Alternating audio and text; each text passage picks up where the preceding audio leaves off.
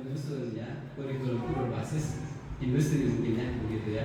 Karena kami juga sama begitu ya berbasis industri. Adapun nanti apa sih proyek best learning itu kan ya. Nah jadi kalau kita lihat paket ya sebetulnya istilah link match itu kan tentunya sudah dari dulu ya. Mungkin ya kalau yang senior begitu ya. Jadi zamannya Pak Wardiman gitu ya. Kalau yang muda nggak tahu ini apakah mengenal link match kapan ya. Jadi kelihatannya yang paling muda ya. Ya. Atau jangan-jangan nggak kenal link match begitu. Sejak kapan mengenal istilah link and match itu?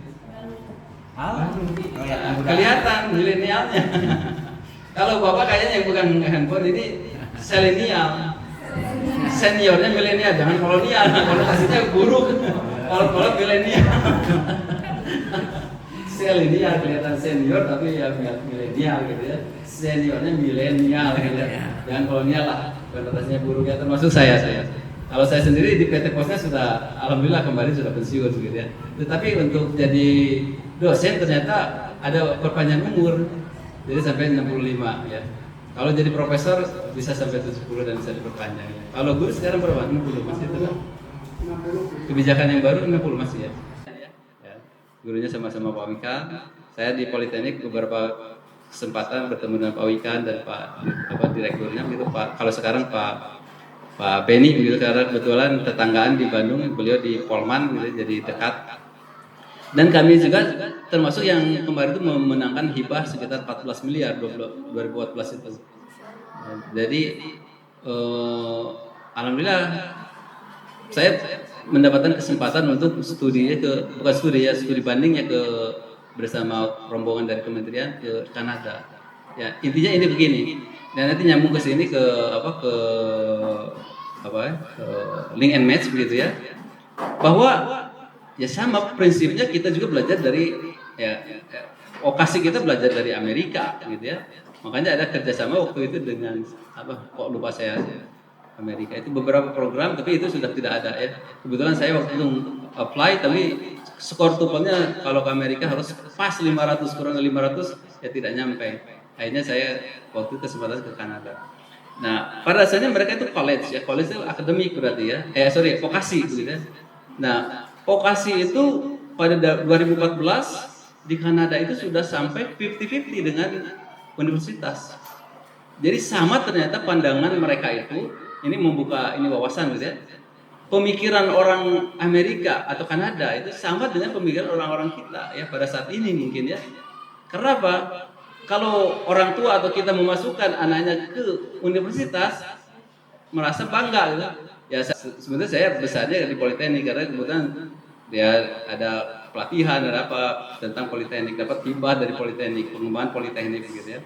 Nah artinya di negara-negara maju juga sudah memang memfokuskan kepada vokasi gitu. Di 2014 itu ya akibat dari banyak sosialisasi yang dilakukan oleh kementerian kalau di kita ya di kementerian ini ya di vokasinya di pendidikannya di desain vokasinya sana maka 2014 itu jumlah penduduk atau jumlah penduduk yang penduduk lah begitu ya yang masuk ke vokasi dengan ke universitas itu sudah 50-50. Nah sementara di Indonesia jauh sekali begitu ya. Walaupun sebetulnya dari sisi kalau SMK beda ya, kalau ini ternyata menurut data ya, kalau SMK itu jumlah siswanya lebih banyak daripada SMA, walaupun jumlah SMA-nya lebih sedikit gitu. Maksudnya jumlah SMK itu lebih sedikit dari SMA gitu ya, kalau institusinya. Tapi untuk mahasiswanya ternyata menurut survei itu data ya bahwa jumlah SMK lebih banyak siswanya daripada jumlah SMA gitu. Itu beberapa tahun yang lalu saya waktu ikut ya workshop lah di ini ya di Bandung gitu ya di Dinas Provinsi Kota Bandung gitu ya. Nah demikian juga kalau ini saya sebagai insight ternyata di Singapura juga ya sama. Hanya bedanya kalau di Indonesia mungkin studi bandingnya ada ke Amerika ya ada ke Kanada ada ke Australia, ya, ada ke Jerman, sehingga kan waktu itu vokasinya Politeknik itu didorong untuk menjadi universitas terapan. Walaupun begitu ganti pimpinan kan, ya berubah lagi kan, gitu ya, berubah lagi. Nah, Maksud saya begini ya, bahwa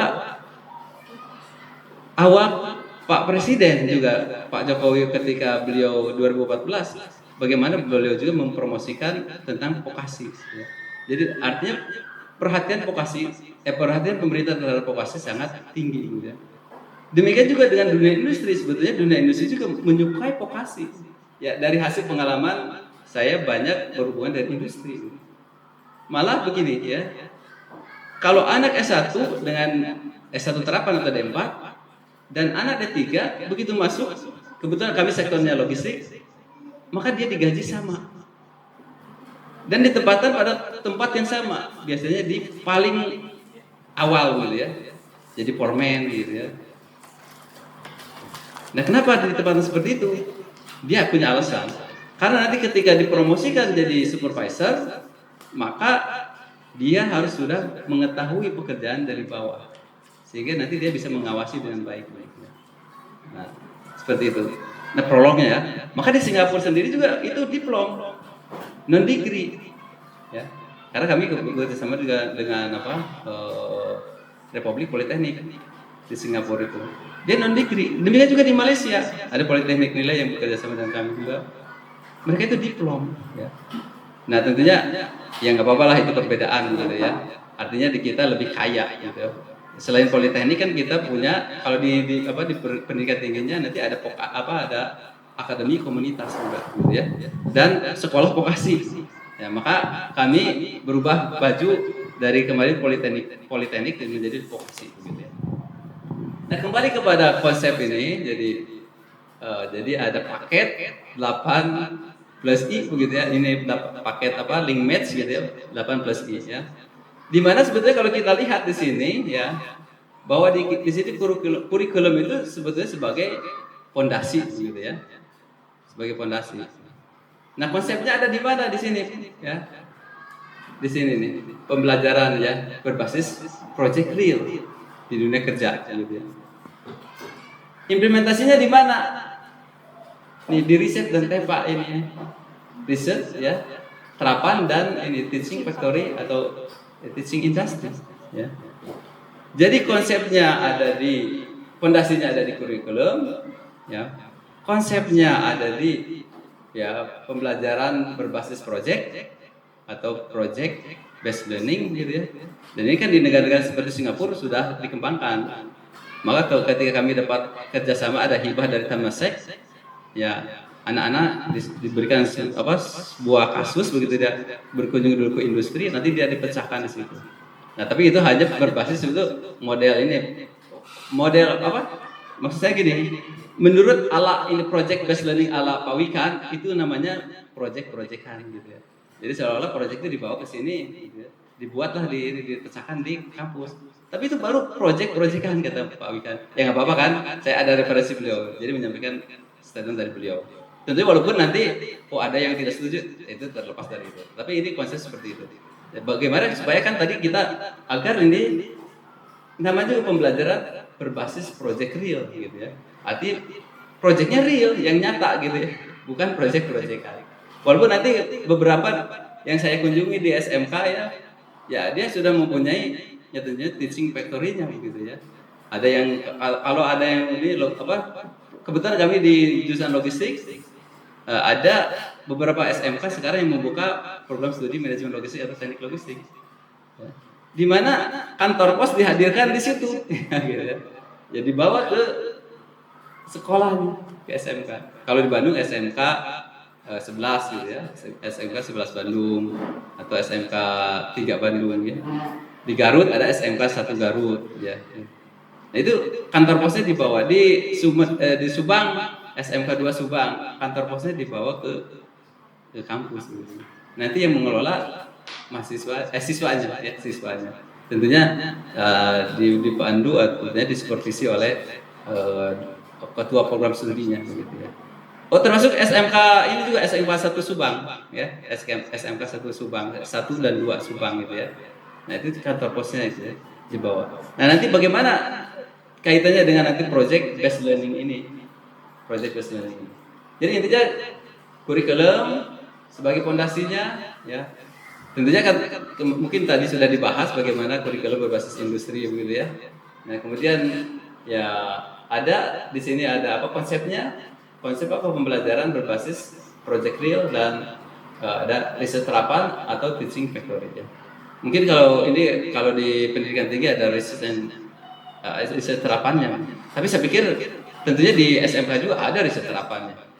Apakah Bapak Ibu ada wajib meneliti? Kalau kan Tridharma Perguruan Tinggi itu kami ada pembelajaran, penelitian dan pengabdian masyarakat. Kalau di SMK juga sama ada nggak? Sama. Apa ya namanya ya? Saya apa? Gurunya penelitian. Penelitian nggak ada guru kan? Iya terhadap siswa di kelas. Ya ada, artinya ada lah penelitian ya. Ada pembelajaran kan ada tentunya kan kita pembelajaran itu penelitian ada. Iya. Pengabdian masyarakat juga ada ya. Pengabdian nggak ada. Harus ditampilkan. Ya memang basisnya memang harusnya begitu.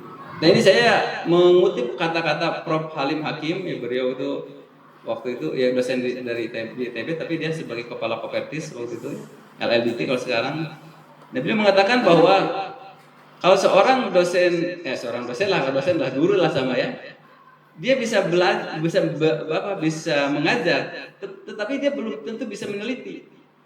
Kalau seorang dosen atau guru bisa meneliti, pasti dia mengajarnya akan lebih baik gitu ya. Karena memang pekerjaan meneliti itu ya tidak mudah gitu ya. Nah, maka mungkin ada proses pembelajaran dibiasakan mungkin tidak melakukan riset nanti ya. Karena riset ini kan nanti pengembangannya nanti untuk bagaimana kalau kita nanti punya tadi proyek-proyek yang dibawa ke kampus apa namanya ke sekolah gitu ya. Ke sekolah begitu ya. Barangkali Pak Ruslan bisa next slide aja gitu ya.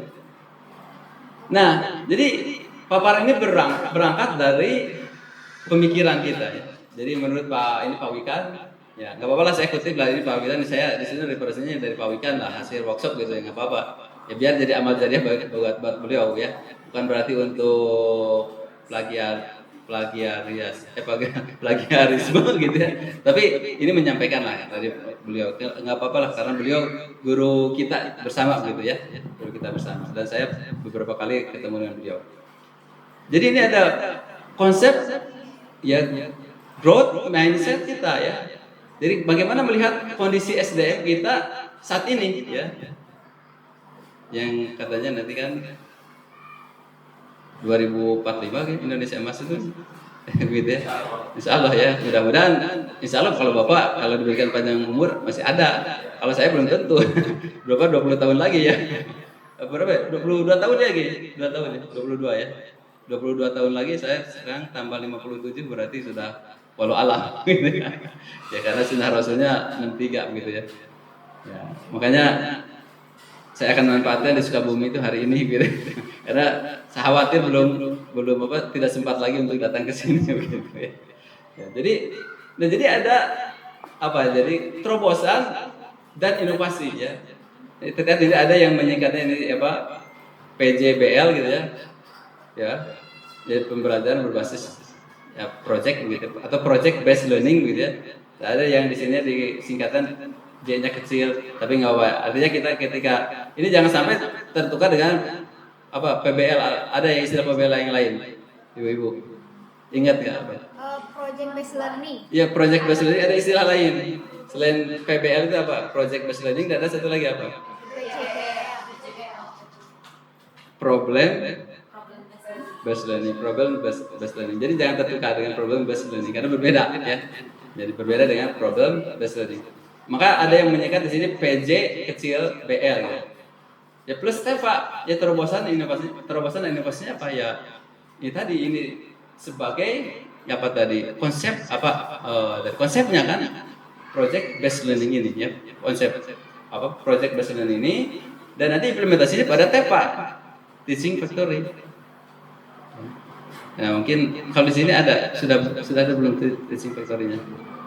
Nah, itu yang nanti perlu kita studi banding ke sekolah-sekolah yang ada di Bandung lah gitu main lah. Kalau ke Subang kan sama-sama panas ya. Kalau di Bandung bagaimana agak sedikit dingin gitu. Ya, jadi ada sedikit dingin kalau di Bandung. Padahal panas juga ya. Tapi ada sedikit. Maksudnya supaya nanti ibu misalnya datang ke SMK 11, ke SMK 3, nanti mampirlah di tempat kami begitu ya. Nah, nanti kita undang ya Pak Ustaz ya. Nah, sambil belajar ya gitu ya. Nah, kita di tempat kami gitu ya. Nah, dan tentunya ya ini kan ada terobosan ini dan inovasi ini agar apa bisa nanti kita bisa implementasikan di dalam ya di dalam sekolah kita. Dan tentunya harus sustainability-nya harus dibangun gitu. Bagaimana keberlanjutannya gitu ya.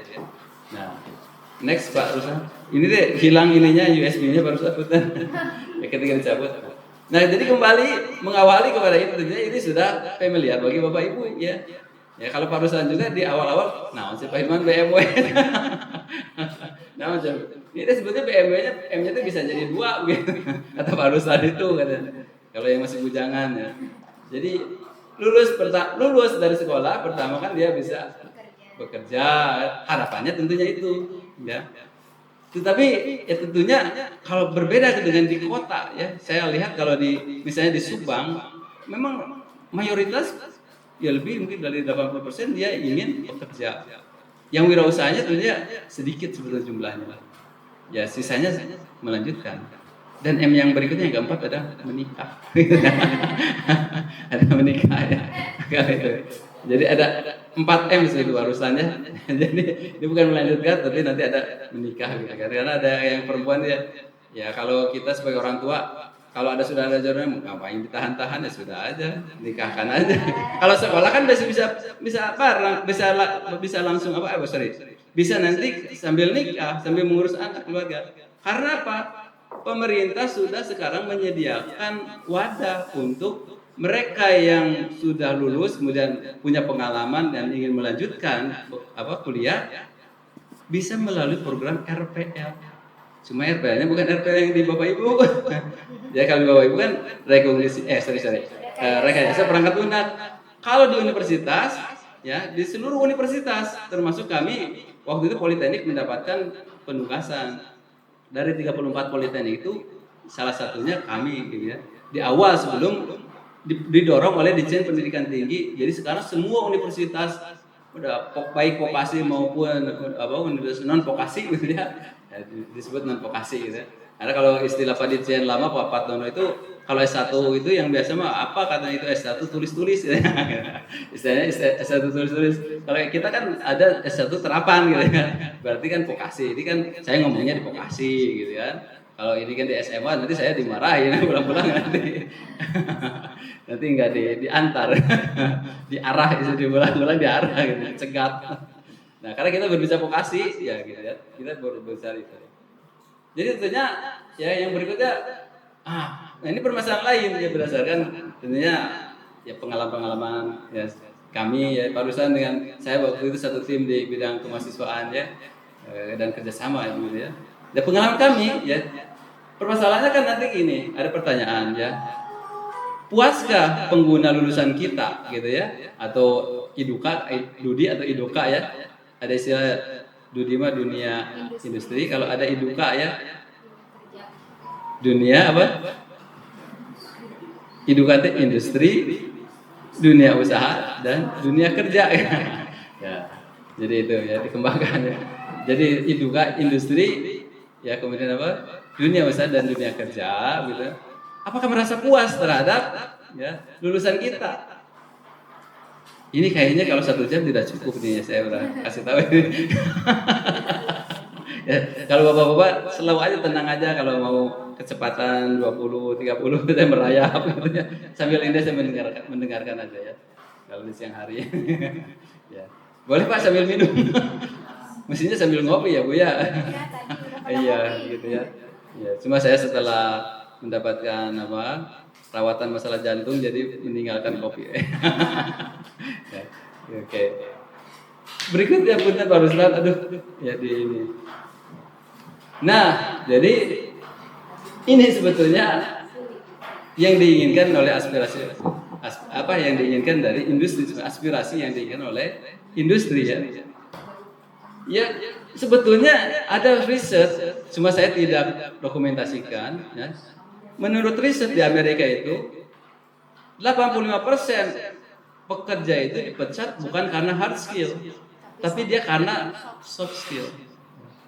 Tentunya ini sudah familiar lah di Bapak Ibu, hard skill, soft skill itu kalau di vokasi begitu ya. Ya sudah familiar sekali. Tidak usah saya jelaskan apa soft skill atau apa hard skill kan sebenarnya ya.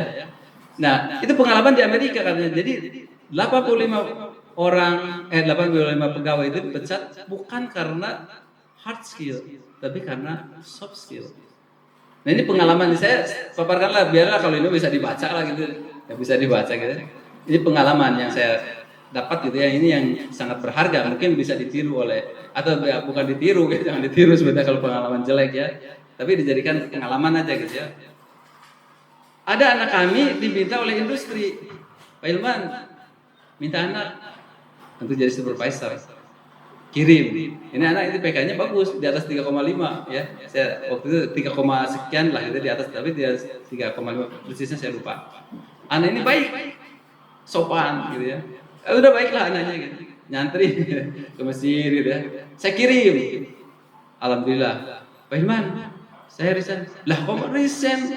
Baru 1 hari resign menghadap saya. Masa Pak Hilman? Saya jam 12 malam belum disuruh pulang. Astagfirullahaladzim, saya bilang kamu. Kan begitu kamu ketemu ya dengan manajer. Ya kalau menunggu manajernya, ya pasti mereka sibuk. Manajer itu sibuk. Mungkin ada di mana dia itu, saya bilang. Habis dia kerja di situ menerima kamu, dia kemana? Mungkin ada dia keluar. Sampai jam 12 malam dia nunggu belum pulang. Saking baiknya anak itu. Ya. Anak soleh kan. Mungkin sekalian tahajud kali gitu ya. Ya. Besoknya menghadap ke saya. Lah kenapa? Mestinya kamu begitu datang kemudian menghadap harusnya menanyakan ya jam kerjanya, kemudian hak-hak kamu, kewajiban kamu apa gitu. Nah ini rupanya anaknya baik. Ya sudah, ya kami keluar ya sudah. Saya diminta lagi Pak Imam, anaknya sudah resign, padahal sudah tahu bahwa anaknya sudah menghadap saya gitu ya. Ditelepon dari industri. Pak Imam minta penggantinya. Siap, saya kirimkan ya. Jadi kalau ke dunia industri mah saya ngajarin ke anak-anak, kamu kalau disuruh kerja atau disuruh sama atasan, jangan mikir dulu ya, karena bukan karakter orang vokasi. Kalau vokasi mah jawab siap dulu baru nanti kerja mikir belakangan tuh bilang ya. Gitu ya. Kalau S1 dia mikir dulu lama baru siap gitu ya. Keburu nanti kesal yang menyuruhnya. Nah, jadi sebentar. Nampaknya tadi lupa saya tidak kematikan di slip di. Nah, jadi saya kirim lagi yang lebih keras. Tetapi apa yang terjadi? Sehari berikutnya balik lagi menghadap Pak Iman, saya resign. Lah kenapa? Saya bilang. Ya nampaknya begini, saya ditelepon Pak Iman, sudahlah kalau begitu saya datangkan dari Jakarta aja. Nah nampaknya apa yang terjadi? Setelah saya amati, anak-anak ini tidak pernah aktif di dalam organisasi kampus, sehingga dia tidak terbentuk soft skill-nya. Kuliah, tapi sebetulnya rajin sebetulnya kuliah, dia tidak mampu karena di dalam 3 tahun itu dia tidak bisa memanfaatkan yaitu keterampilan soft skill-nya. Tidak memerlukan waktu untuk membangun kompetensi di bidang soft skill. Hal yang serupa saya dapat informasi juga dari sejawat saya waktu itu ketika Telkom University masih punya politeknik. Kebetulan wadir 3-nya satu kamar dengan saya karena ada kegiatan bersama. Pak Ilman, anak-anak kami itu kalau 2 tahun itu suka dianggap kurang mampu, kurang cakap ya oleh industri. Kenapa? Saya tahu lah, saya bilang nggak usah Bapak katakan karena masalahnya soft skillsnya iya. Jadi dia pada saat dipromosikan, nah ini yang 2 anak itu langsung jadi supervisor, ketika dipromosikan atau diberikan jabatan itu dia belum siap. Beda dengan kalau dia masuk dari foreman tadi, ya dari awal. Ya, dia lebih siap karena dia sudah bisa membaca situasi lingkungan. Ya bagaimana anak yang baru kemarin nyuruh sopir yang sudah senior, kalau di Jakarta itu kan bagaimana lu gue. Saya bilang tapi kalau kamu yang perempuan tidak usah takut. Cerewet ini paling juga nanti seneng cerewet gitu. Tetapi kalau sama pegawai laki-laki mungkin bisa ditonjok ya. Saya bilang jangan macam-macam sama senior, saya bilang gitu ya. Ya itu saya katakan. Nah jadi oke. Nah jadi setelah selesai atau lulus atau tadi mungkin baru selanjutnya. Nah ini jadi umumnya ya kurang tahan menghadapi tekanan dalam dunia kerja. Ya. Ada anak yang kita kirim ke Jakarta Utara, Pak Iman, ini kan baru magang, saya minta di Bandung aja, sambil nangis. Lah kamu anak laki-laki itu yang saya kirim di situ Jakarta Utara juga ada yang perempuan, dia tidak minta balik lagi. Nah itu masalahnya. Jadi bagaimana kita bisa membangun gitu ya di soft skill itu nanti di sekolah kita ya, di kampus kita ya. Nah kemudian kurang dapat bekerja sama dalam sebuah tim, makanya kan nanti ada project based learning ini kan, nanti dia bekerja di dalam satu tim. Dan ini pekerjaannya yang real, yang mungkin dah kalau awal-awal baru boleh disimulasikan dulu lah begitu ya, yang project-projectan dulu. Nanti kalau sudah, ya saya tadi udah diskusi ditanya ke Pak siapa nanti itu Pak dari PT itu Pak Yaya ya. Oh katanya Pak Irwan ini nanti ada Pak Irwan nanti bisa dikembangkan proyeknya bisa digital printing, minimal digital printing dulu yang sederhana aja dulu. Ya. Digital printing. Tapi nanti kita jelaskan. Ya kan tentunya itu ada potensi maksudnya ya. Artinya itu proyek dibawa ke kampus atau ke sekolah nanti dikembangkan oleh mereka. Ya. Mungkin kalau Bapak Ibu sebagai komisaris aja gitu kan. Ya, jadi kita berikan kesempatan kepada mereka di dalam konsep project based learning ala Pawikan ini ya sebetulnya jangan ada ikut campuran dari gurunya.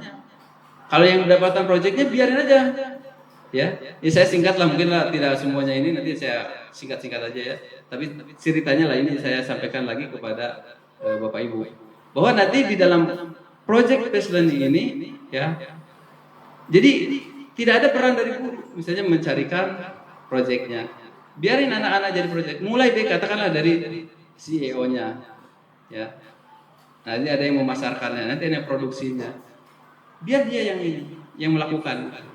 Cuma ya barangkali kalau di perusahaan kita sebagai komisaris aja atau pengawas, dewan pengawas, mengawasi aja mereka bagaimana. Karena kalau tidak kita awasi kan nanti khawatir kan ya, ada peran sekolah, tanggung jawab peran sekolah di situ kan, dan kita ada proses pembinaan itu ya, ada pembinaan.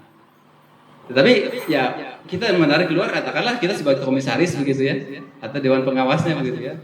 Nah biarkan mereka lah yang menjalankan. Karena apa penting sekali kan? Di situ ya, tadi yang kasus yang saya sampaikan, anak itu dikasih beban ya, atau jabatan baru supervisor, 1 hari tidak mampu. Di kasus yang lain saya suka menemukan, mungkin Bapak Ibu juga sama lah. Kalau kelas itu acak-acakan misalnya ribut, berarti leadership dari KM-nya kurang bagus. Maka saya suka mencari, saya lihat kalau orang tua tajam penglihatannya. Oh ini anak ini kelihatan serius, pastilah ibu-ibu sama. Oh ini anak ini mah serius gitu ya. Udahlah kita tunjuk dia. Kita sudah dengan ini mata hati kita sudah sebagai pendidik udah tahu wah ini baik. Wah ini itulah tunjuklah leadership. Kalau kelas acak-acakan ribut, udahlah ganti punya KM-nya. Udah pasti itu. Karena saya pernah ganti, saya bilang sama kamu, alhamdulillah ranking 1, 2, 3, 4, 5 dari kelas itu. Kelas yang saya jadi wali kelasnya. Dan semuanya direkrut di PT POS karena waktu itu kebijakan di angkatan ke-1 ke-2 itu 5 besar langsung ke PT POS gitu. Langsung ditarik ke PT POS. Hanya yang perempuan dari Sunda 1 tidak diberikan oleh ibunya. Anak perempuan satu-satunya. Jadi dia kalau dikirimkan ke seluruh Indonesia nggak mau. Nah itulah orang Sunda gitu ya.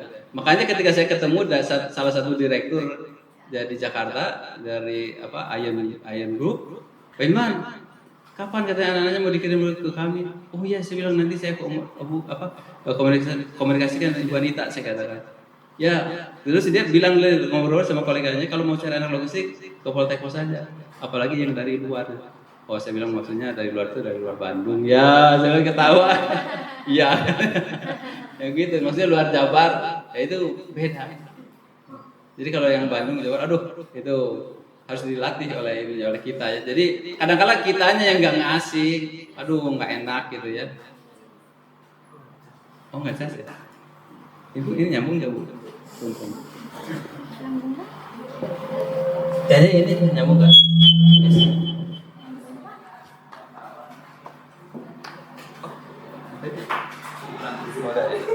Oh, tidak pas ya. Nah, jadi ada anak itu saya tunjuk karena kelihatan leadershipnya sampai di kelas juga ke teman-teman kalian, waduh bilang ke teman-teman kalian. Saya sebagai dosennya juga tidak pernah bilang kalian, paling Anda saudara gitu. Wah ini percaya diri. Ketika dia ditempatkan di industri, benar saja dia dalam usia 25 tahun itu sudah menjabat 2 manajer. Pertama manajer clearance, kepabeanan, kedua manajer SCM, supply chain management. Nah ini supply chain management itu kemampuan strategis sebetulnya itu hanya mesti dimiliki oleh orang-orang S2, anak-anak S2. Ya kalau di S2 di ITS lagi levelnya S2. Tetapi karena leadershipnya yang bagus, sampai koleganya bilang ke saya, bagaimana? Anaknya bagus. Ya, karena memang leadershipnya, masalah leadership itu. Ada anak buahnya ya sebaya saya waktu itu gitu ya, berapa tahun yang lalu, 10 tahun yang lalu gitu ya. Ya mungkin masih saya 47 tahun, tapi dia tidak ragu-ragu memerintahkan. Nah ini masalah leadership. Nah ini yang tadi yang saya contohkan, baru juga dia menghadapi software dia tidak tahan gitu. Nah masalah kembali ke leadership, ke soft skills. Kurang dapat berkomunikasi lisan dan tulisan dengan baik. Tentunya nanti kan di dalam project based learning itu kan harus dikuasai masalah komunikasi lisan dan tulisan. Tulisan itu kan dalam rangka nanti membuat proposal, pengajuan project, proposal ke perusahaan, laporan gitu kan. Makanya nanti kalau Persipawikan itu bahasa Indonesia itu ditempatkan di mana dan mata kuliah atau mata pelajaran yang itu ditempatkan di mana gitu. Kalau di kami sudah mulai di grade gitu ya, di level 1 itu di tingkat 1 itu dia setelah lulus di tingkat 1 harus punya kemampuan, ada project. Tapi itu projectnya baru project kan gitu ya. Jadi project gitu ya yang membangun kepada kompetensi dia gitu. Di tingkat 2 nanti di tingkat 3. Nah yang terakhir kurang inisiatif dan mudah bosan. Kurang inisiatif. Jadi kalau ini puntennya kami juga suka ada anak-anak siswa yang magang gitu. Nah ini kebiasaan anak-anak itu kalau tidak ada kerjaan, main game main handphone, main game di laptop atau di PC yang kita sediakan. Nah itu kebanyakan. Saya banyak berkeliling. Ketika saya ke Sespil, di tentara juga di anak itu lagi main. Tapi jangan harap ya kalau dia bekerja magang di perusahaan Jepang, dia walaupun pegawai dipecat. Ya tidak boleh pada saat kerja dia main game atau main apalah begitu ya. Nah, seperti itu. Next Pak Ustaz. Artinya di situ bukan berarti tidak perlu hard skill, tapi hard skill itu sebetulnya di awal saja pada saat dia mau masuk dunia kerja, karena ada seleksi administratif kan kalau dari universitas gitu ya. Ya tentunya kan pelamar banyak, tetapi apa sarananya? Yaitu dengan cara memangkas itu di transkrip nilainya, di IPK-nya kalau di universitas. Nah setelah itu baru, walaupun sebetulnya tidak terlalu setuju saya. Makanya model kami, begini mungkin bisa sharing nih. Industri saya datangkan ke kampus. Jadi tidak ada seleksi dari sisi IPK. Karena pada dasarnya ketika anak itu dites ya, bukan kemampuan hard skill-nya, soft skill. Karena apa? Mereka mencari orang-orang yang punya talenta, bakat, minat gitu ya. Karena yang diujikannya adalah psikotes. Ya, kalau psikotes bukan hard skill-nya yang diuji. Ya kejujuran, ketahanan, keuletan. Kalau mengikuti psikotes di PT Pos, wah itu lumayan berat gitu. Kejujurannya, ketekunannya, keuletannya itu diuji begitu di situ, ya, diuji. Nah kembali ke sini. Jadi intinya setelah studi, ya, selesai studi, setelah lulus, tadi kan apakah mau bekerja, melanjutkan atau wirausaha, ya mesti kita petakan, ya. Karena bagaimanapun juga nanti kita petakan. Ya ini kewajiban itu mungkin dari guru BK gitu ya. Guru BK ya. Karena kan kita harus memetakan sama seperti saya. Ini pengalaman tunjuk sama lah pengalaman itu, cuma kita sharing aja gitu ya. Ada anak yang baru masuk, kemudian giliran kamu presentasi. Habis itu dia izin Pak Hilman izin keluar ke belakang biasa gitu kan, alasan izin ke belakang. Kata budak 10 menit ditungguan datang ke kelas. Terus sengaja saya melihat ke jendela situ ada sekretariat badannya eksekutif mahasiswa. Itu Allah si Eta si Egi keur sasarean gogoleran. Eta budak gogoleran. Tetapi saya membaca potensi dia. Dari sisi akademik dia tidak begitu ini Pak, tertarik gitu ya. Kurang gitu ya. Tetapi kalau Egi tolong saya bilang ambilkan banner di dekat ITB lah itu jalan Taman Sari gitu ya. Kita mau akreditasi, siap Pak Hilman. Langsung berangkat. Pulang hujan. Lah kenapa kamu hujan? Biar cepat selesai Pak Hilman. Beberapa kali, Gi, tolong ambil saya bilang kaos di Gedung Sate. BNN mau ulang tahun. Oh siap Pak Hilman. Ambil cepat. Beberapa kali seperti itu. Nah, dia kebetulan ini anak berarti senang di lapangan. Iya, jadi anak ini tipenya cepat di lapangan, senang di lapangan kerjanya. Dan alhamdulillah ketika saya datang ke industri di situ, 2 tahun dia masih bertahan. Tahun berikutnya saya mendengar dia dipindahkan ke Denpasar. Kemarin ya baru berapa bulan, katanya Pak Iman dia ada di kata senior ada di Makassar sekarang. Jadi dia masih senang di lapangan. Jadi anak-anak jangan kita abaikan. Kadang-kadang gini ada kawan saya tidak setuju. Yang penting mah lulus bas ya tamat. Ketika dia di ujian tugas akhir. Enggak salah yang penting mah lulus IPK 2,3 enggak apa-apa lah. Nah, kita jangan abaikan. Itu kesalahan kita di dalam. Nah, makanya kemarin saya harusnya datang ke sini ya. Cuma saya tuh kurang enak badan ya. Malu sudah tua ya. Jadi suka mengurus begitu ya. Aduh kalau ini bahaya, kalau ini perjalanan Sukabumi, kalau perut nggak beres bahaya nggak nyaman bilangnya. Ya sudahlah Pak Firly dengan Pak Rahmat gitu. Coba berkunjung. Nah, dan sebenarnya ada hal yang harus kita bangun tentang Career Development Center. Ya nanti kan ini kan hubungan dengan industri itu kan masalah Career Development Center kan. Termasuk kita memetakan anak itu di bagaimana passionnya di mana anak itu ya. Karena jangan diabaikan. Jangan sampai tadi keluar yang penting lulus. Jangan ya. Kita salah besar itu. Karena saya kebetulan ya tongkrongin kadang-kadang sampai jam 12 malam. Jadi Pak Ruslannya. Jadi kalau ada anak yang mau berantem ya kita sudah tangkap dulu. Jadi kita harus kalau anak-anak tuh pasti main futsal, main basket, udah ujung-ujungnya berantem karena kan masalah fisik gitu. Anak-anak lagi gitu main. Apalagi anak-anak kami yang dari berbagai daerah. Yang paling bahaya mah Medan. Medan ya, Sulawesi Selatan, Sumatera Selatan. Nah, ini yang potensial gitu yang ini ya. Yang sumber keributan biasanya begitu ya. Maka kami sudah deteksi secara awal gitu ya. Nah, jadi seperti itu ya, Bu.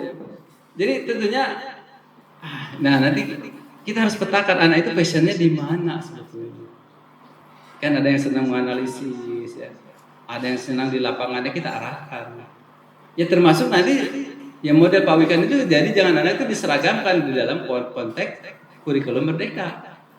Ya memang di kita masih seragam ya. Walaupun tentunya ada yang mengkritik tentang kebijakan kurikulum merdeka. Ya memang kompleks juga begitu ya. Tapi memang harus diurai gitu ya. Jadi tidak usah diseragamkan gitu.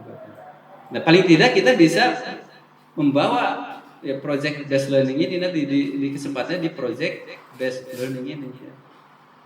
Jadi nanti passionnya kemana anak itu? Nanti kita adakan wadahnya. Mungkin di awal mah pilot project mungkin nanti yang tadi dia sarankan dari Pak Yaya gitu.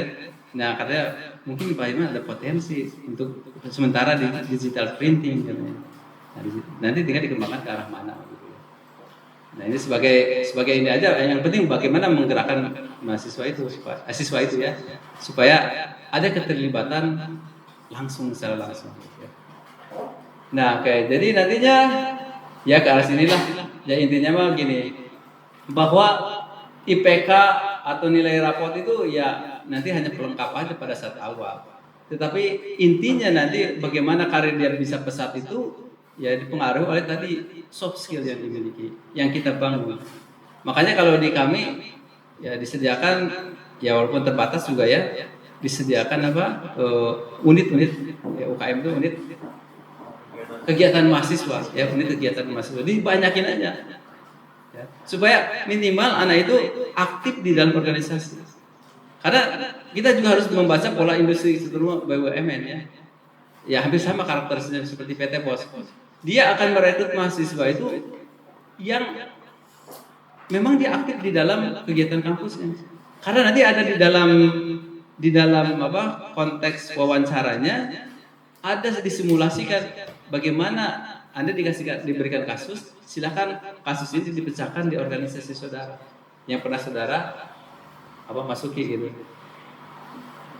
Itu kan real kasusnya dia. Jadi ada kasus organisasinya real. Seandainya Anda pada saat itu di organisasi apa di UKM Bapak, ini ada masalah ini, bagaimana Anda memecahkannya? Bayangkan kalau dia tidak pernah aktif dalam organisasi, dia nggak bisa memecahkan masalah. Gugur, ada anak mahasiswa yang kamu ingin ke PT Pos, coba kamu aktif organisasi, itu ranking 1. Enggak, gara-gara perempuan. Ya senyum aja bahasa. Akhirnya memang terjadi ketika dia seleksi tidak lulus di interviewnya. Tapi karena memang anaknya pintar, di perusahaan lain diterima karena memang tidak mensyaratkan adanya seperti itu organisasi. Nah seperti itu ya. Kemudian ini ya artinya tadi kembali bahwa kesuksesan hidupnya itu dia didasarkan oleh keterampilan halusnya atau soft skill-nya. Banyak ya, ini contoh di PT DHL atau di perusahaan-perusahaan yang lain. Ini kan kebetulan di logistik. Pegawainya banyak dari SMK sudah jadi GM, tetapi tentunya dia menempuh waktu yang lama. Walaupun jadi GM tapi waktu tempuhnya lama. Anak-anak kami pada saat itu sudah dari GM dalam waktu 10 tahun. Nah, sementara kalau yang dari SMK tentunya dia perlu waktu yang panjang baru jadi GM. Nah, tetapi tidak jadi masalah. Tadi kembali kepada yang tadi juga kalau yang menikah. Tadi saya belum selesai menyelesaikan penjelasan tentang RPL. Nah, pemerintah itu sudah menyiapkan program rekognisi pembelajaran lampau. Nah, ini kami sudah mengembangkan tahun ke-5 dan sekarang pesertanya sudah kurang lebih 120-an orang. Ya, baru kami ini garap lagi gitu ya. Karena waktu itu kebetulan hibah ya asal jalan aja gitu ya. Waktu itu ya barusan karena target hibah itu harus ada mahasiswa asal jalan aja. Ternyata kalau dipoles sedikit mengembang setelah ada program sosialisasi dari kementerian. Nah artinya gini, maksudnya yang tadi bahwa kalau misalnya ada nanti anak-anak ibu, bapak, ya kan suruh kerja aja, dorong B-nya itu kan, bekerja aja dulu kamu. Ya karena kita kan, nah ini dikonotasikan atau dikonotasikan sehingga kalau anak masuk ke SMK itu anak-anak kurang mampu begitu ya, dan anak-anak yang ingin bekerja gitu. Ya nggak apa-apa lah untuk sementara gitu aja. Ya kalau di negara maju mungkin di Kanada, semiskin-miskinnya orang Kanada paling juga dikasih beasiswa begitu ya. Nah, walaupun di kita juga ada beasiswa, tetapi kan masalah ekonomi tidak jadi halangan untuk mereka sukses ya. Artinya dorong aja dia bekerja dulu. 3-4 tahun lagi dia punya pengalaman, dia bisa mendaftarkan ke perguruan tinggi lewat jalur RPR, rekognisi pembelajaran. Artinya pengalaman kerja yang dia sudah tempuh di industri diakui, dikonversikan atau diakui ya, direkognisi ke dalam SKS, raihan SKS. Jadi program yang kami terapkan kalau S1 itu ditempuh 2 tahun dengan pengalaman kerja, tetapi ya pengalaman kerjanya harus selaras gitu ya. Nah gitu. Kalau di diploma 3 lebih baik lagi ya. Lebih relatif lebih mudah lagi. Ya, setelah dari D3 kan didorong lagi lah ke D4 nanti. Karena prinsip di sekolah di Amerika juga begitu, community college. Dia masuk ke industri, ketika dia ingin meningkatkan karir, balik ke kampus walaupun usia sudah tua. Nanti setelah di sini dapat keterampilan lagi, balik lagi ke industri. Jadi dia karirnya naik. Nah, di kita juga kan dulu begitu, cuma tidak jalan. Multi exit, multi apa? Memes itu multi entry, multi exit gitu ya. Tapi baru konsep udah ini ganti pejabat. Termasuk ya Pak Wi kan ganti pejabat. Jadi pasternya belum pelaksanaan. Baru sempat sosialisasi aja kami waktu itu. Nah, oke Pak Ruslan. Nah, kurang lebih itu sama tadi. Intinya passion dia itu harus diperhatikan gitu ya. Passionnya dia. Jadi kita harus perhatikan. Nah, yang dibutuhkan di pasar kerja tentunya mereka yang mempunyai pemikiran-pemikiran yang sifatnya inovatif, ya pemecahan masalah yang kompleks, kreativitas, inisiatif dan lain-lain lah, termasuk leadership di situ kan, berpikir kritis dan lain-lain. Yang ingin dibangun oleh soft skill mereka yang kita kembangkan. Jadi organisasi atau di UKM-UKM yang kita buat gitu ya. Jadi mereka harus diwadahi gitu. Dan memang sebetulnya kesejahteraan siswa atau mahasiswa itu bukan hanya dari sisi sejahtera itu apa ya kalau kita ya, punya banyak uang, materi cukup, tetapi batinnya juga harus dipenuhi. Ya, misalnya musola, masjid, ya, nanti harus dipenuhi, gitu. Itu bagian dari kesejahteraan ya, hak mereka kan, kantin, nah, terus kantin ini, ayah pastinya, kantin juga harus diperhatikan, itu bagian dari kesejahteraan mereka. Waktu kami berkunjung ke Australia, ke Melbourne Polytechnic, dia ada subsidi, kantinnya disubsidi gitu ya, di sana ya. Dan kantinnya juga, nah ini mungkin bisa jadi di kita ya. Kantin itu ini kalau Bapak Ibu berkunjung ke SMK 2 Subang, ya kita nggak apa-apa lah. Mereka mungkin sudah lama maju begitu ya, udah senior gitu ya. Nah, dia membuka itu juga catering untuk ya guru atau siapa yang untuk keluar begitu ya, yang mau itu ya. Cuma memang itu baru berbasis TEPA saja gitu ya, belum ke project based learning gitu ya. Nah nggak apa-apa lah, ya kita bangun dulu ada. Kalau di rata-rata misalnya yang saya kunjungi paling tidak ya Indomaret gitu, Indomaret, Alfamart masuk ke situ. Atau bukan Indomaret, Alfamart ya, sorry. Pasar modern gitu ya, pasar modernnya minimarket lah masuk, walaupun namanya nama nanti nama kampus gitu ya. Nah itu sudah dilakukan oleh SMK lain, ya apalah nanti ibu kasih nama ya. Jadi SMK 1 Garut di Bandung ya, di Subang. Di Subang kebetulan manajer gudangnya itu anak logistik dari kami. Dia mau diangkat jadi guru logistik nggak mau, malah ngancam mau keluar. Yang nggak mau katanya. Padahal yang jadi guru, jadi kembali ke passion. Kalau dia tidak suka, jangan dipaksa. Gitu ya. Makanya diarahkan oleh kita bakatnya, dipandu melalui Career Development Center. Nanti kita bisa bermitra juga Bu, terkait dengan pengembangan Career Development Center. Ya, kebetulan kami sudah mengembangkan dan dapat hibah BKK ya, tentunya Bursa Kerja Khusus ya, BKK ya. Ada siapa yang nangani di sini? Bursa, ya gitu ya. Nah tentunya itu ya Bursa Kerja Khusus gitu ya. Ya ternyata kita kalau memang kita mainin harus ke vokasi kan, walaupun vokasi sedikit tertinggal dari Dirjen Pendidikan Tinggi gitu. Dari dananya, dari anggaran gitu ya. Nah itu setelah periode kedua Pak Jokowi ini kritikan mungkin nanti lah pada periode 2024 kita harus dorong lagi pemerintah itu agar vokasi diperhatikan lagi, karena pada saat periode pertama perhatiannya sangat kencang sekali sampai STPDN yang tadinya STPDN sekolah tinggi STPDN pemerintah dalam negeri itu berubah jadi Politeknik STPDN gitu namanya. Politeknik tekstil juga ya, semua politeknik sekolah-sekolah kedinasan itu dirubah jadi politeknik gitu ya. Nah, itu yang harus kita dorong lagi, itu vokasi lah. Politeknik itu vokasi juga sama ya. Lalu ketika Pak Wikan masuk jadi vokasi ya. UI sudah punya politeknik dari Jakarta. Mendirikan vokasi, PNJ-nya Politekniknya suruh gabung, nggak mau katanya gitu. Karena dia sudah enaknya, dia ada direktur, dia punya mandiri gitu. Ketika ditarik lagi, ya nggak mau dong gitu, sudah punya mainan gitu ya. Ya itu. Lanjut Pak Ruslan. Nah itu nanti di situ ada skill yang dibutuhkan atau bentar Pak, sedikit lah. Ini sampai Bu nanti diingetin ini jam berapa? Sekarang sudah lewat Pak. Astagfirullahaladzim. Saking senangnya.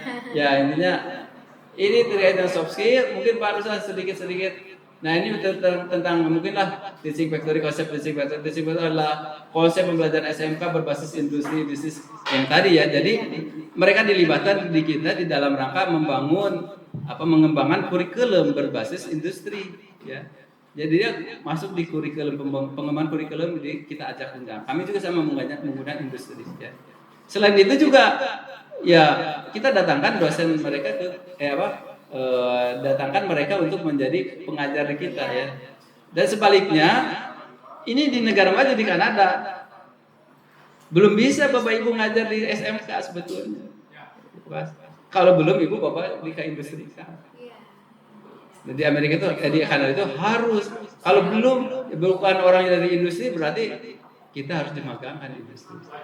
Wajib itu. Wajib bisa, dan di kita juga harusnya paling tidak dimagangkan. Ya barangkali kalau ada yang SMK yang ada yang logistiknya, kami magangkan di kantor pos dari proses bisnisnya. Ya barangkali nanti ke depan ini kan kita juga punya potensi bagaimana Pelabuhan Ratunya. Nanti saya mau lihat apa potensi di Pelabuhan Ratu tentang logistiknya. Barangkali nanti Ibu bisa kembangkan sama seperti SMK Subang, karena itu ada potensi dia untuk membuka pelabuhan di sana kan. Nah maka dia membuka logistik. Kalau Bapak Ibu nanti mendorong ada sekolah logistik, wah hebat, nanti dapat hibah lagi dari kementeriannya. Insya Allah. Aduh, bentar sedikit Pak. Mana ada ulas terus lagi. Ya intinya begini, nanti ini sebetulnya belum ke konsep level implementasi dari PBL. Intinya gini, PBL plus TEPA ya. Ada 5 tahapan menurut Pak Wikan ini ya. Yang pertama itu ini domainnya masih hard skill mungkin yang 1-2 ini ya. Dari situ kurikulum kita kan sudah 70-30 di sini. Atau baru berapa? 60? Apa Pak? Praktek dan teori-teori iya, kalau praktek udah kayak 50-40 ya. Baru 50-50 ya. Karena terbatas lab juga, rebutan lab. Nah, walaupun sebenarnya tadi labnya kan bisa di industri. Kalau kami kan di industri labnya ya. Jadi nanti kita magangkan di industri. Maka industrinya. Di mana? Kalau harus di Bandung, Sukabumi juga jauh kayaknya. Jauh makanya kalau untuk rekayasa perangkat lunak ya. Iya. Makanya susah untuk bermitra itu. Kebanyakan kalau daerah Pelabuhan Ratu kan. Iya.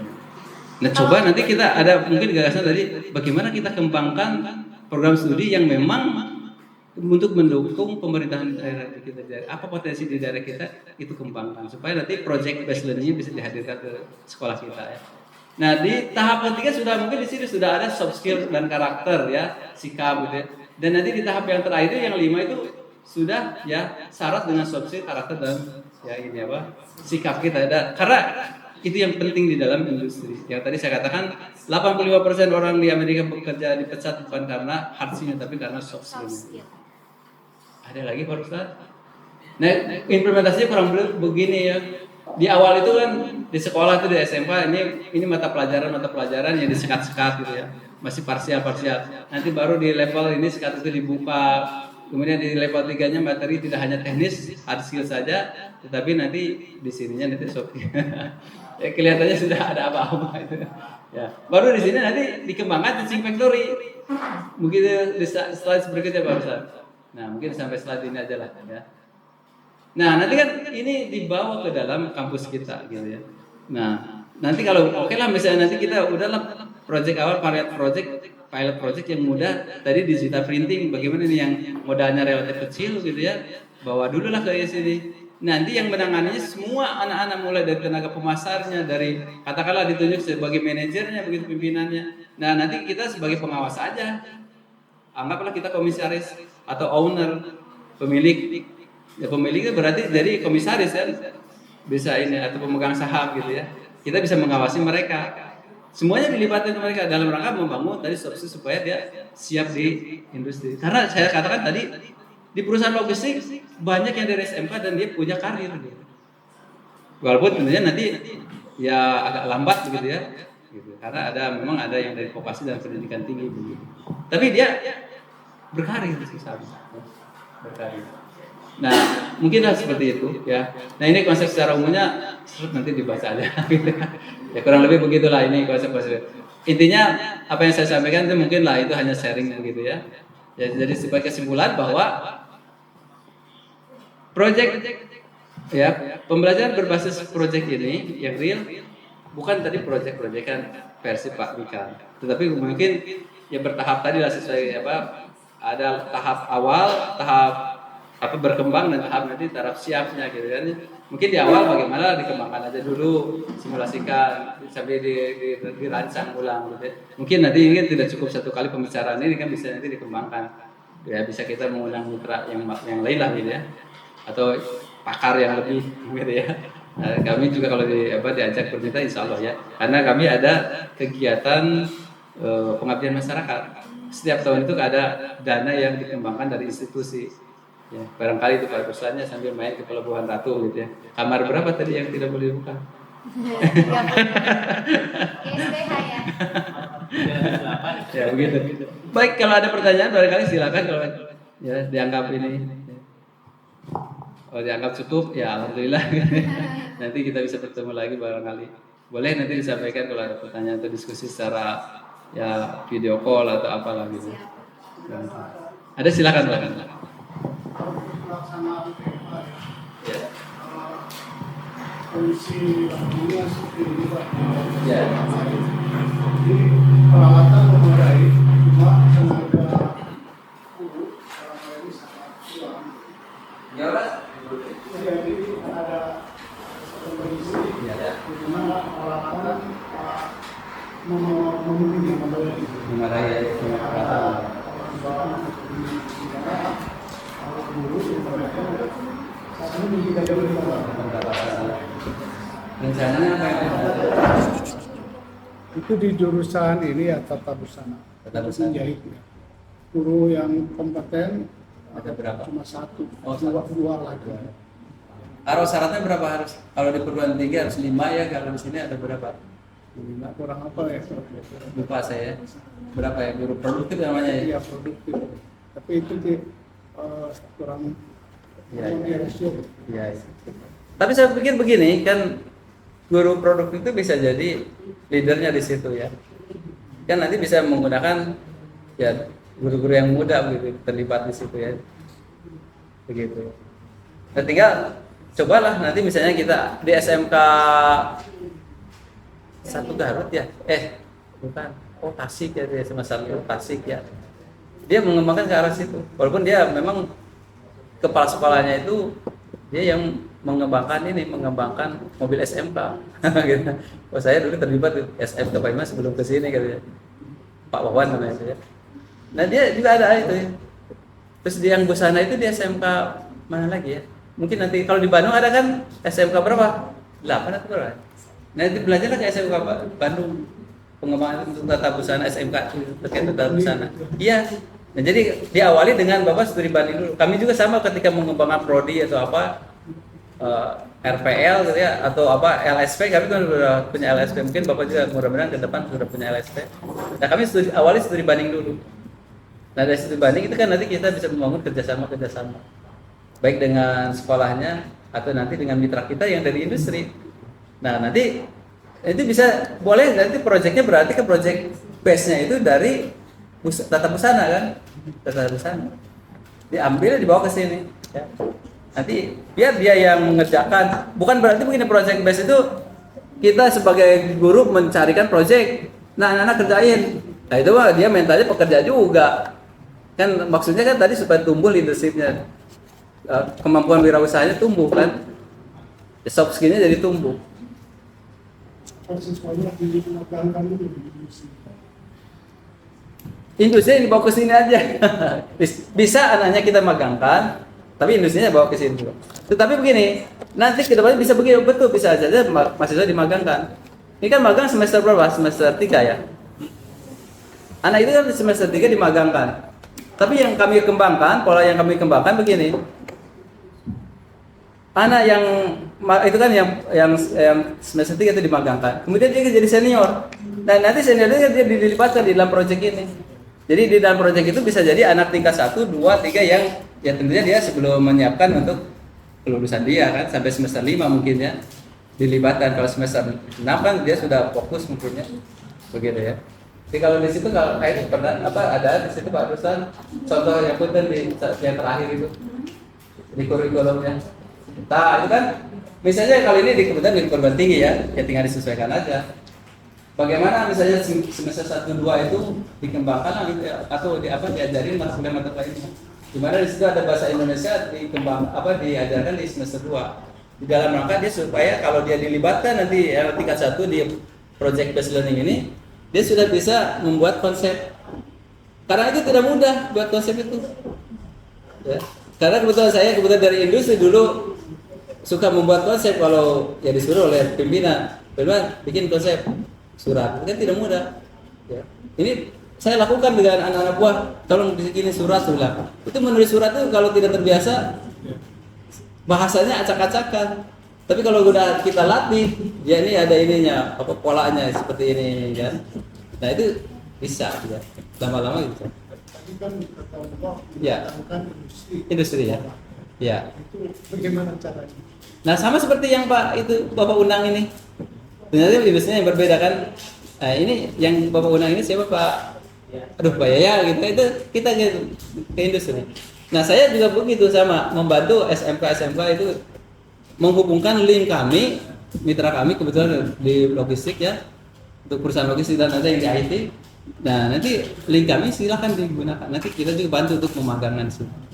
Nah kalau yang konteks ini ya kita tentunya nanti siapa industrinya yang akan kita ajak mitra gitu ya. Ya, tentunya ya sama seperti Pak Wawan. Nah sampai tadi yang anak itu bisa dimagangkan di industri itu, industrinya juga bisa mengajar di sini.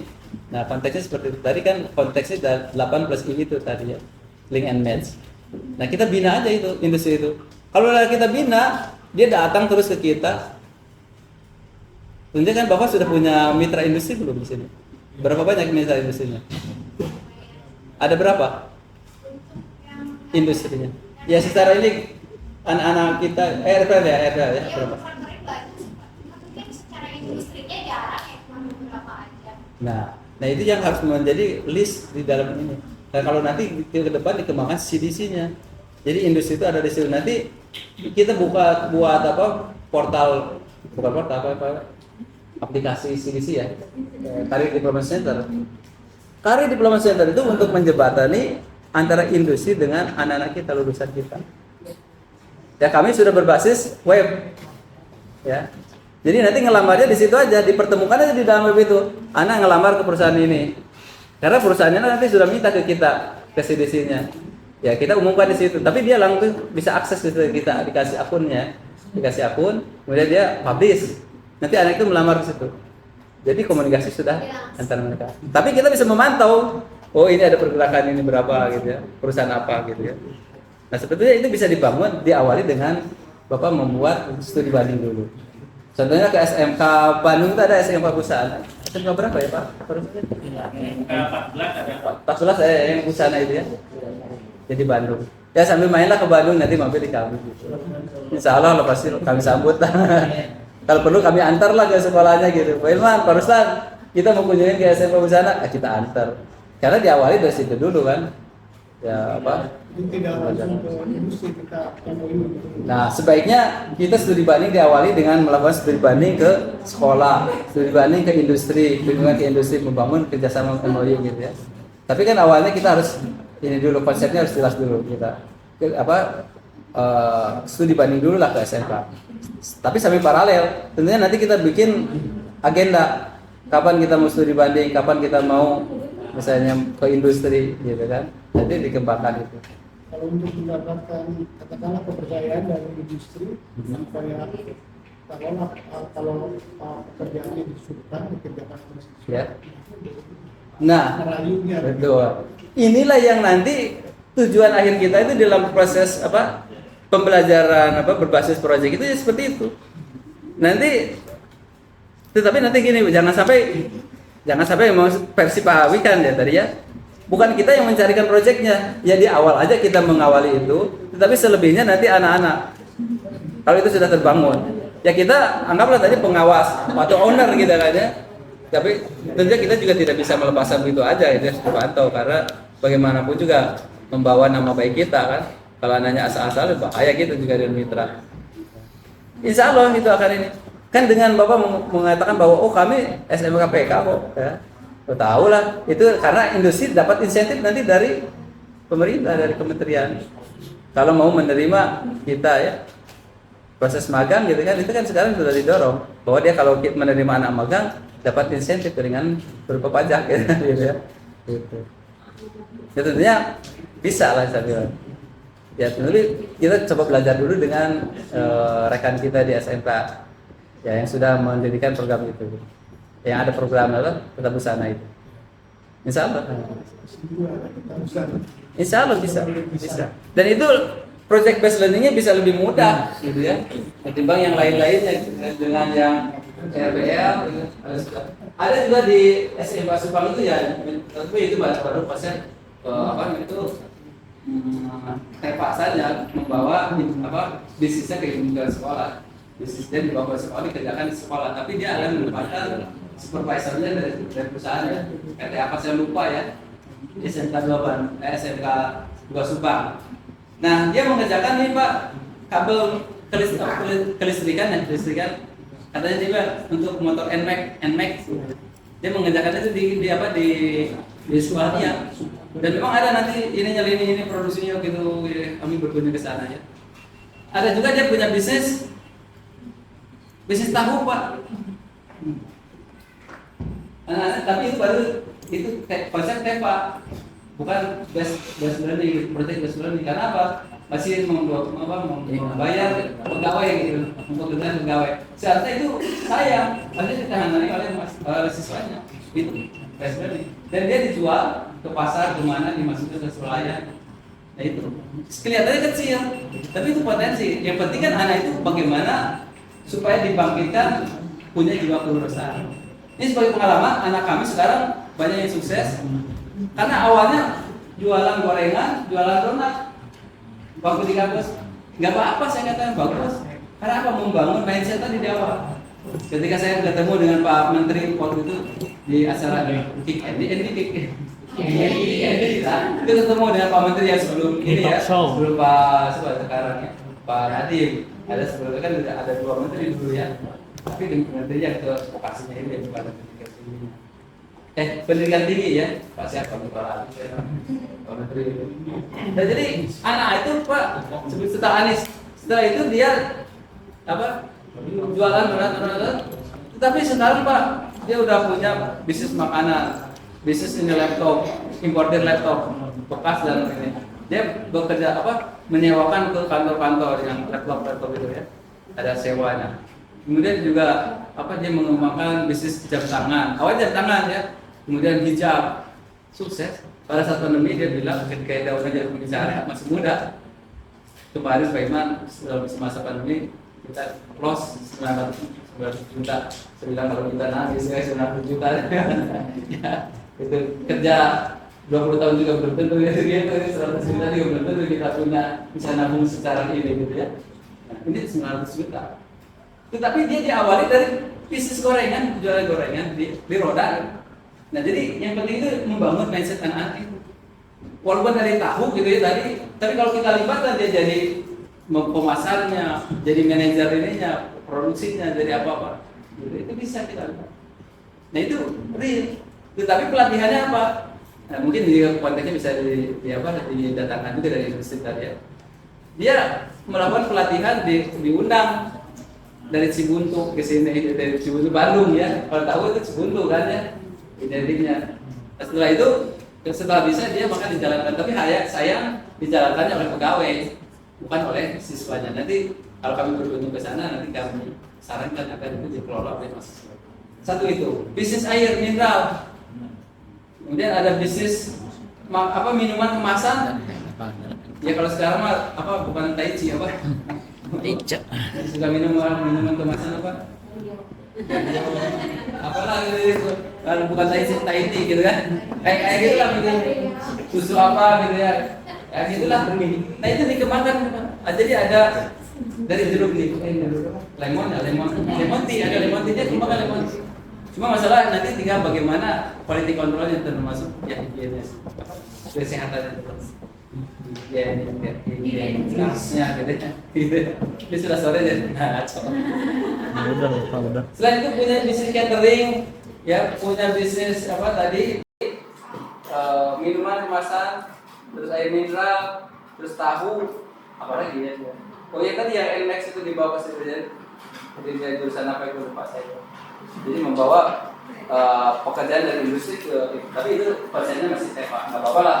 Tinggal nanti didorong sedikit lagi ke project basement. Nah mungkin di sesi yang lain ya. Nanti ya. Ada pertanyaan lagi barangkali Pak? Nah seperti itu barangkali ya. Kelihatannya ini sudah berat. Ya, itu barusan. Nah ini kan ini nantilah saya sharing ini sebetulnya dikutip dari itu ya. Jadi ini materi yang pawikan aja, jujur aja nggak apa-apa. Tapi kan dalam konteks bukan menciplak, tetapi nah ini jadi saksi Bapak Ibu yang sampai menarik si saya dituntut. Ini materi saya ini dalam rangka siar aja gitu ya, membagikan gitu, pengalaman pawikan gitu ya. Supaya kalau ibu bapak punya tubuh wajah sudah tidak mungkin kalau sekarang karena beliau sudah berhenti. Nah ini oleh-oleh lagi. Siap. Ya, saya pikir itu yang bisa saya sampaikan. Mohon maaf kalau banyak kekurangan. Assalamualaikum warahmatullahi wabarakatuh. Barangkali Bapak nanti kita minta materi yang ini ya Pak ya. Nanti bisa dikirim lewat Boleh. Lewat ada? Pak Ruslan nanti. Ya. Lewat WA saja. Baik Bapak Ibu, luar biasa. Memang banyak PR untuk kita semua ya. Karena kita belum maksimal memang di pembelajaran yang menghasilkan produk. Insya Allah mulai tahun ini Bapak kita akan mulai perancangan SOP untuk TEFA juga. Jadi akan mulai tahun ini, semoga kedepannya yang mungkin orang lain sudah jalannya cepat, tapi kita sedikit demi sedikit ya Pak ya, gitu luar biasa. Terima kasih atas pencerahannya Bapak, semoga bermanfaat bagi kita semua. Alhamdulillah. Workshopnya masih 1 hari besok karena ini hari pertama dan ada 2 hari untuk workshop penyelarasan pembelajaran berbasis dunia kerja. Untuk saat ini mungkin sudah pada loyo, besok cerah kembali ya Bapak Ibu. Baik, kita tutup untuk workshop hari pertama ini dengan membaca hamdalah bersama-sama. Alhamdulillahirabbil alamin. Mohon maaf.